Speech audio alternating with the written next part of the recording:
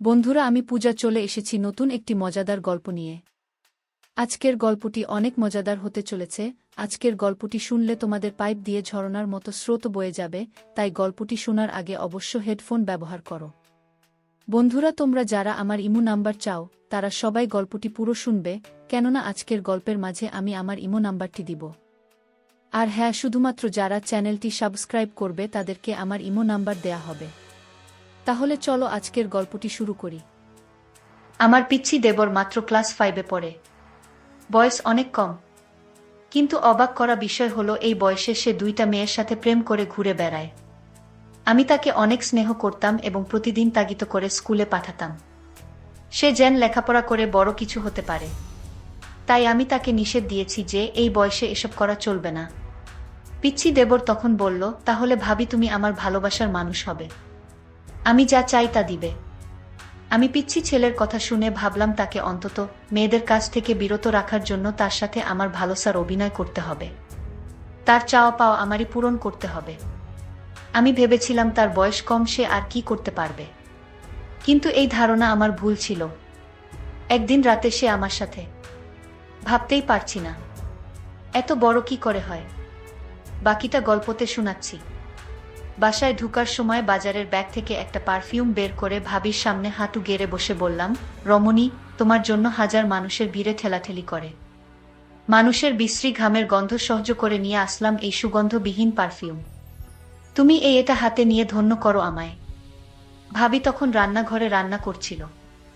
গরম কুন্তিটা হাতে নিয়ে আমায় বলল, 9:30 বেজে গেছে, তাড়াতাড়ি ফ্রেশ হয়ে স্কুলে যা। বলছি আমি মুচকি হেসে ভাবিকে বললাম, আজ তো স্কুলে ক্লাস হবে না।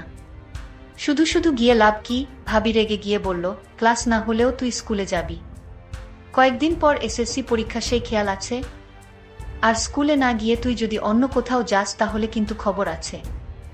আমি কিন্তু স্কুলে ফোন দিয়ে খবর নিব। স্কুলের পড়া শিখা হয়নি, তাই ভেবেছিলাম স্কুলে যাব না।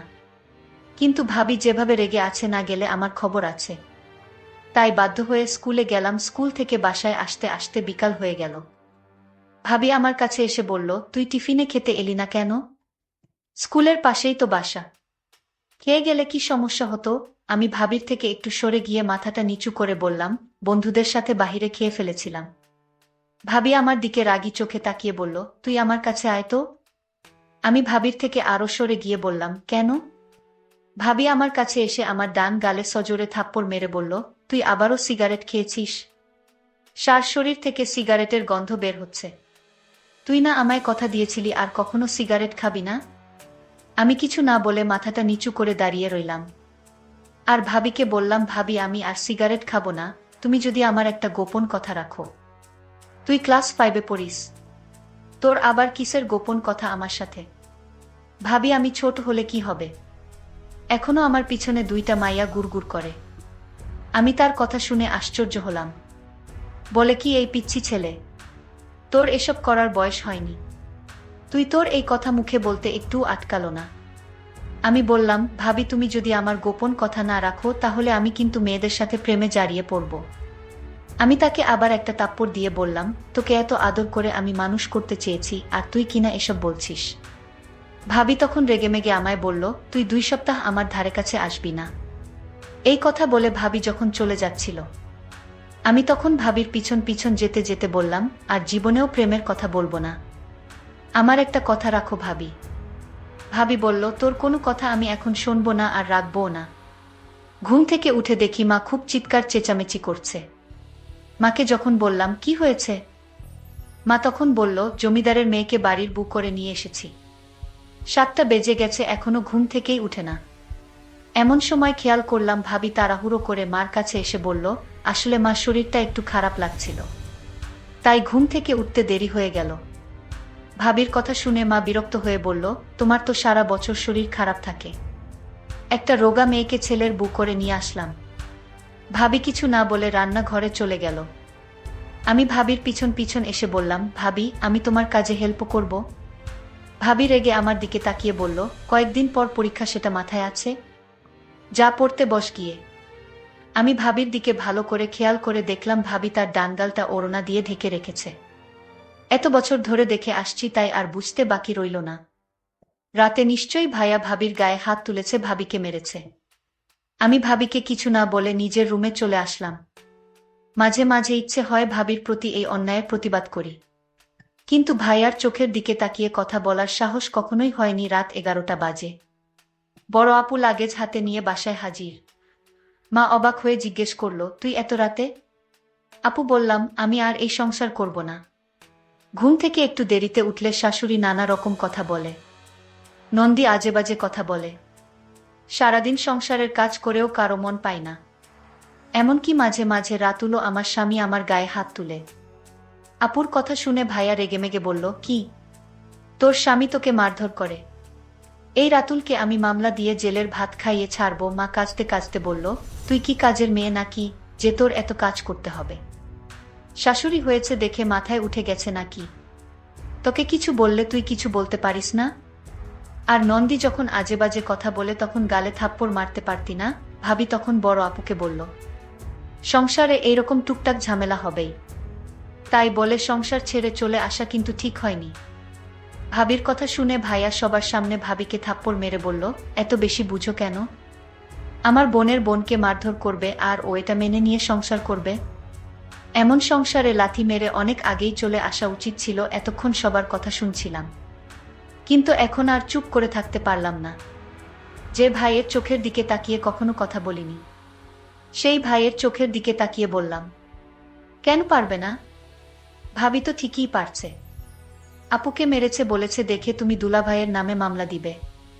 তুমিও তো ভাবিকে মারধর করো, তাহলে তোমার নামে কি মামলা দেওয়া উচিত? মার দিকে তাকিয়ে বললাম, নিজের বেলা 16 আনা আনা আর পরের বেলা 4 আনাও না। ভাবি যদি কোনোদিন একটু দেরি করে ঘুম থেকে উঠেছে তাহলে তুমি তাকে যা তা বলেছ। সারাদিন কাজ করেও ভাবি তোমায় মন পায়নি। তুমি আপুকে বলছো নন্দী আজেবাজে কথা বললে তাকে থাপ্পড় মারতে, অথচ আমি নিজ চোখে দেখেছি আপুর গোসলের পানি গরম দিতে একটু দেরি হয়েছিল দেখে আপু ভাবিকে থাপ্পড় মেরেছিল। আমার কথা শুনে আপু ঠোঁট বাঁকিয়ে বলল, ভালোই তো ভাবির পক্ষে কথা বলছিস। নিজের মা ভাই বোনদের পর করে ওই মহিলা এখন আপন হয়ে গেল। আমি মুচকি হেসে আপুকে বললাম, তুই তো আমার নিজের বোন ছিলি, কখনো কি একটা ফোন দিয়ে আমার খোঁজ নিয়েছিস ছোট ভাইটা কেমন আছে? আমার বড় ভাই কি কোনোদিন আমার খোঁজ নিয়েছে আমি ঠিকমতো পড়াশোনা করছি কিনা, কাদের সাথে চলাফেরা করছি? কিন্তু ওই মহিলাটা প্রতিদিন আমার খোঁজ নিয়েছে আমি কাদের সাথে মিশছি, আমি ঠিকমতো পড়াশোনা করছি কিনা, আমার কখন কি লাগবে সব ওই মহিলাটা খোঁজ রেখেছে। তোরা আপন হয়েও যে কাজগুলো করিস নি ওই মহিলাটা পর হয়েও সেই কাজগুলো প্রতিনিয়তই করেছে। ভাবি এখনো সোফায় বসে কাঁদছে। আমি ভাবিকে বললাম, কেবল বাজে 11টা, এখনো ময়মনসিংহের গাড়ি পাওয়া যাবে। এই সংসারের জন্য অনেক করেছ, যেদিন তোমায় এই সংসারের মানুষ তোমার প্রাপ্ত সম্মানটা দিবে সেদিন না হয় এই সংসারে ফিরে এসো, ততদিন না হয় বাপের বাড়িতেই থাকলে। গাড়ি গন্তব্যের দিকে ছুটে চলছে। বাসের জানালা দিয়ে ভাবি আনমনে বাহিরের দিকে তাকিয়ে আছে। আমি ভাবিকে বললাম, ভাবি এই অন্ধকারে বাহিরে কি দেখছো? ভাবি চোখের কোণে লেগে থাকা চোখের জলটা মুছে বলল, তুই একটা পিচ্ছি ছেলে হয়ে তুই আমার জন্য এত কিছু করলি, তোর এই ঋণ আমি কোনোদিন পরিশোধ করতে পারবো না। ভাবিকে বললাম, ভাবি তুমি একটু ধৈর্য ধরো, দেখবে সব ঠিক হয়ে গেছে। পিচ্ছি ছেলের কথা শুনে আমি বারবার অবাক হচ্ছি। যাই হোক, আমিও ভাবির সাথে ভাবির বাপের বাড়ি চলে এলাম। ভাবি বলল, আমি তোকে আমাদের বাড়ির পাশের স্কুলে ভর্তি করাবো। পিচ্ছি দেবর বলল, ও তার একটি নাম আছে, সেটা হলো জিসান। পিচ্ছি জিসান বলল, আমি স্কুলে পড়ব না যদি তুমি আমার গোপন কথা না রাখো। বাড়িতে গেলে বাবা আমায় খুব সুন্দর করে থাকতে দিল।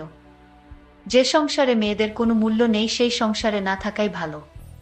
বাবা আমাকে এভাবে সাহস দিয়ে বলেছিল, মা তুই আজ থেকে আমার বাড়িতে থাকবি আর তোর দেবর পিচ্ছি জিসানকে লেখাপড়া শিখাবি। পরদিন আমার পিচ্ছি জিসানকে স্কুলে ভর্তি করে দিলাম। সে স্কুলে প্রতিদিন যেত। আমি মাঝে মাঝে খোঁজ নিতাম জিসান কি আসলে ভালো করে লেখাপড়া করছে নাকি উল্টাপাল্টা কোনো কিছু করছে। কিছুদিন স্কুলে ভালো করে লেখাপড়া করতে শুরু করলো। কিছুদিন পর দেখলাম আমার পিচ্ছি দেবর জিসানের পরিবর্তন। সে ঠিকমতো খাওয়া দাওয়া করে না, রাতে লেখাপড়া করে না। আমি তাকে কিছু না বলে আমি তার মনের ভিতর কি চলছে তা জানতে আমি তার স্কুলে লুকিয়ে যেতাম। কিন্তু স্কুলে একদিন লুকিয়ে গিয়ে যা দেখলাম তা দেখে আমার মাথায় মনে হয় আগুন ধরে গেল। এই পিচ্ছি ছেলে এই বয়সে দুইটা মেয়ের সাথে প্রেম করে ঘুরে বেড়াচ্ছে। আমি তা দেখে অবাক হয়েছিলাম।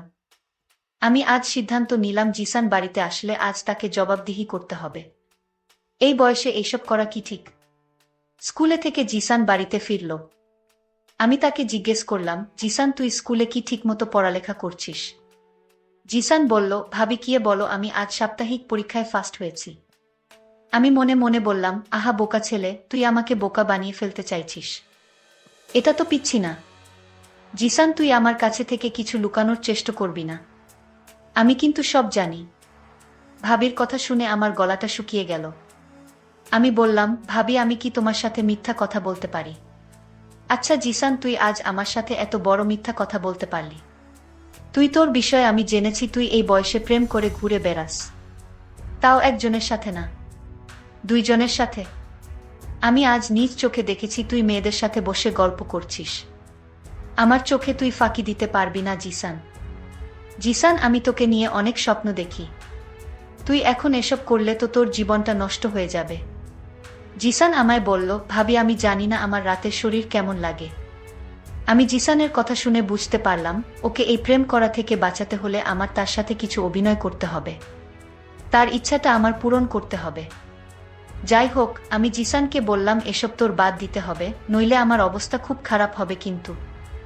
আমি জিসানকে বললাম, জিসান তুই কি চাস বলতো? যদি আমার কাছে থাকে তাহলে আমি তোকে দিব। জিসানের মুখে হাসি ফুটে উঠল আমার এই কথা শুনে। ভাবি তুমি যদি আমার মনের আশা পূরণ করো তাহলে আমি সব বাজে কাজ থেকে বের হয়ে আসব। আমি জিসানকে বলেছিলাম, জিসান কি তোর ইচ্ছা আমার কাছে বলতে পারিস? জিসান তখন আমার কথা শুনে শরম পেল। ভাবি তুমি সত্যি আমার ইচ্ছা পূরণ করবে? আমি জিসানকে বললাম, তাহলে কি তোর মনে হয় আমি মিথ্যা কথা বলছি? জিসান বলল, ঠিক আছে ভাবি রাতে বলবো। রাতে জিসান খাওয়া দাওয়া শেষ করে আমার রুমে এসে বলল, ভাবি আজ আমি তোমার রুমে ঘুমাবো। আমার একা একা ঘুমাতে ভয় লাগে। তোমাদের বাসাটা অনেক বড়। আমি জিসানকে বললাম, জিসান তুই তো ছোট মানুষ, তুই কি আমার চাহিদাটা কি বুঝবে? জিসান বলল, ভাবি আমি এতদিন যে একটা গোপন কথা বলবো সেটা আজ তোমায় বলবো। ভাবি বলল, তোর গোপন কথা কি এটা আমি জানি? আমি ভাবিকে বললাম, ভাবি তুমি জানবে কি করে আমার মনের কথা? ভাবি বলল, দেখ আমি 2টা বছর তোকে লালন পালন করেছি আর তোর মন কি চায় সেটা আমি বুঝবো না। তাহলে কে বুঝবে? আমি ভাবিকে বললাম, ভাবি তাহলে বলো আমার মন কি চায়? ভাবি তখন বলল, তোর মন সবসময় আমাকে নিয়ে ভাবে। তুই রাতে আমাকে নিয়ে স্বপ্ন দেখিস। তুই আমাকে চাস, তাই না? জিসান তখন অবাক হয়ে গেল আর মনে মনে চিন্তা করতে লাগলো, ভাবি আমার মনের খবর কি করে জানে? যাই হোক, ভাবি তখন বলল, তুই তো পিচ্ছি একটা ছেলে, তুই কি আমার অভাব দূর করতে পারবে? আরে ভাবি তুমি একটা সুযোগ দিয়ে দেখ না, আমি কি করতে পারি? জিসানের মুখে এই কথা শোনার পর মনে মনে চিন্তা করলাম, পিচ্ছি একটা পোলা, সে আমার ছেলের বয়সী, সে কি না বলে তাকে একটা সুযোগ দিব। কিন্তু আমি সিদ্ধান্ত নিলাম, জিসানকে খারাপ কাজ থেকে বাঁচাতে হলে তার সাথে আমার ভালোবাসার অভিনয় করতে হবে। আমি জিসানকে বললাম, আমি যদি তোর মনের সকল ইচ্ছা পূরণ করি তাহলে তুই কি ভালো করে লেখাপড়া করবি? জিসান বলল, ভাবি তুমি একটা সুযোগ দাও, পরে দেখো। আমি পরীক্ষায় ভালো রেজাল্ট করব। তারপর আমার মনের ভিতর বিভিন্ন রকমের চিন্তা ঘুরপাক খাচ্ছিল। এটা কি ঠিক হবে? আমি তো খারাপ কিছু করছি না। আমি বরং জিসানকে মেয়েদের কাছ থেকে দূরে রাখার জন্য আমি তার সাথে অভিনয় করে যাচ্ছি। আমি জিসানকে বললাম, জিসান আজ তোর মনের ইচ্ছা পূরণ করব। তুই আজ রাতে আমার কাছে যা চাইবি তাই পাবি। ঠিক তখনই জিসানের বাবা ফোন করে বলল, বোমা তোমার শাশুড়ি খুব অসুস্থ, তুমি তোমার শাশুড়ি মাকে ক্ষমা করে দাও। আর তুমি তাড়াতাড়ি বাড়িতে ফিরে এসো। আমার স্বামীও আমাকে নিতে আসলো। আমার স্বামী আমার কাছে ক্ষমা চাইল। আমি তাকে ক্ষমা করে দিলাম এবং আবার আমার স্বামীর বাড়িতে চলে আসলাম। এইদিকে জিসান বলল, ভাবি আমার মা অসুস্থ ছিল তাই আর হলো না। আজ কিন্তু কোনো বাধা আমি মানব না। ভাবি বলল, তোর ভাই কাল শহরে চলে যাবে, তারপর দেখা যাবে। বন্ধুরা, নেটওয়ার্কের সমস্যার জন্য সম্পূর্ণ গল্পটি শেষ করতে পারলাম না। পরের পার্ট আগামীকাল দেওয়া হবে। সেই পর্যন্ত সবাই ভালো থাকবেন, ধন্যবাদ।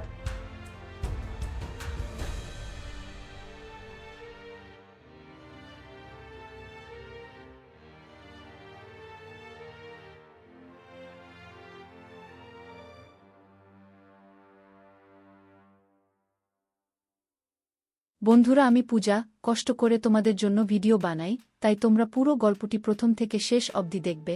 যারা নিয়মিত আমার চ্যানেলের ভিডিওগুলো দেখবেন এবং শুনবেন তাদেরকে আমার ইমো নাম্বার দিব পরবর্তী গল্পে।